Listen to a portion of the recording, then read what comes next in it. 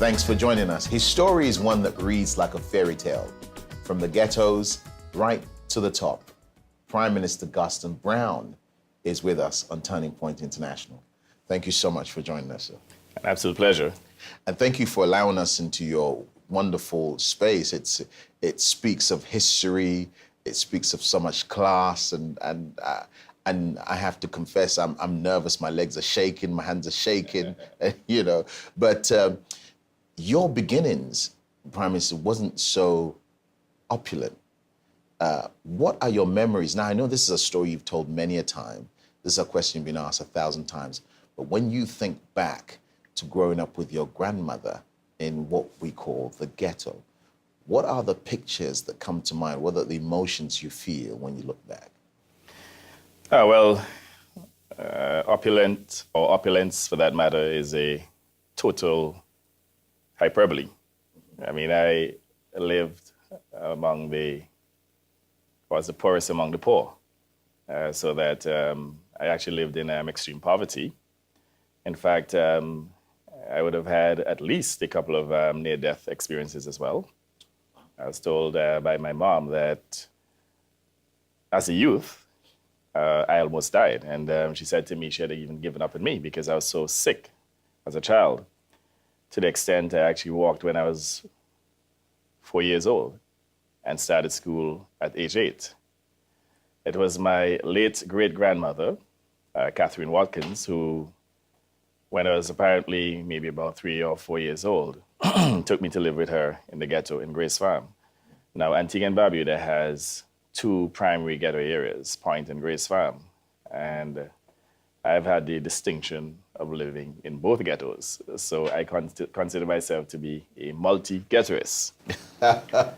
So I had the opportunity to live with my great-grandmother, who was born in 1894. And poor, partially blind, and illiterate. And when I say illiterate, in fact, whenever she went to the bank to withdraw monies, she had to use her thumbprint. I mean, not even her name she could write properly, because she was born in 1894. Slavery was abolished in, 1834? Right.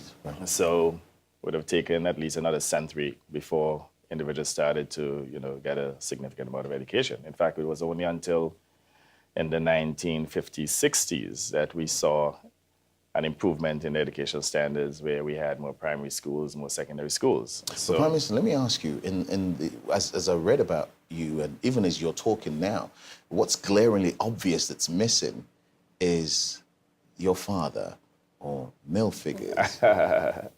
Well, I'm a product of a single-parent family and had a deadbeat father, someone who was very irresponsible and paid no attention to his children, did not provide for them. So I had a situation in which my mentally ill mother is the one who actually cared for myself and my siblings. In fact, there are times when she could not work because of her mental illness. But notwithstanding, she still provided for us. She worked. And I have to say it's by the grace of God why we are still here today, myself and our siblings. All of us, incidentally, have fared very well, even though we grew up in a single-parent home with a mentally ill mother. Now, you say the grace of God, and it's a fantastic thing. We hear that a lot from preachers, not from heads of states. But what was your first? When did you first become aware or cognizant of this God person and His grace? Well, incidentally, my mother was actually a practicing Christian before she became mentally ill.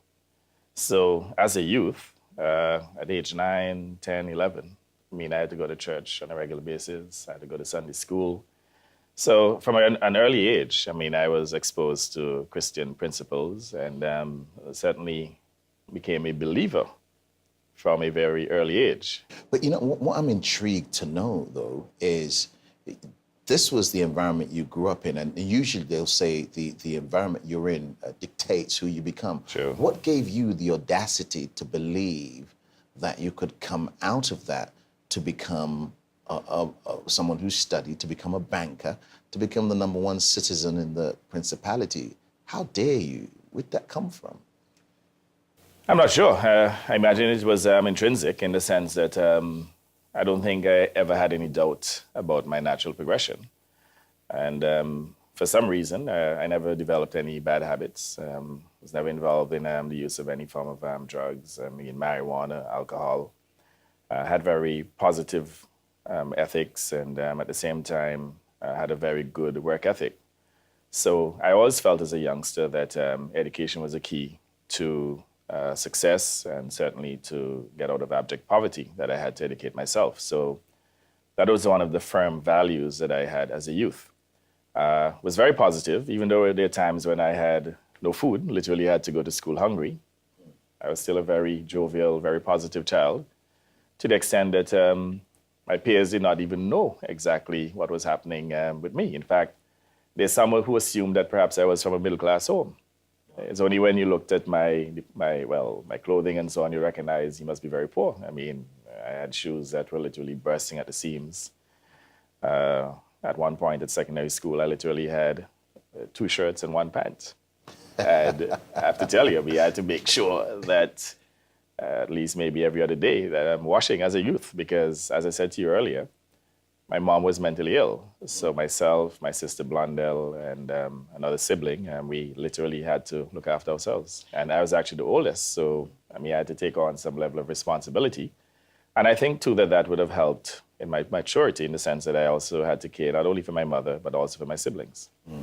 Prime Minister, some of the things you described is what many of us would recognize, because I remember going to school with holes in my shoes, even though I came from a good background. I remember people laughing at me because my uniform wasn't quite like everybody else. But there's so much more we want to explore with you, even though our time is limited. And I really want to find out about your life as a Prime Minister. How your faith informs the things you do. But please stay with us, because I want to take a breath. On Turning Point International, Honourable Gaston Browne, the Prime Minister of Antigua and Barbuda, telling his story, giving us his journey.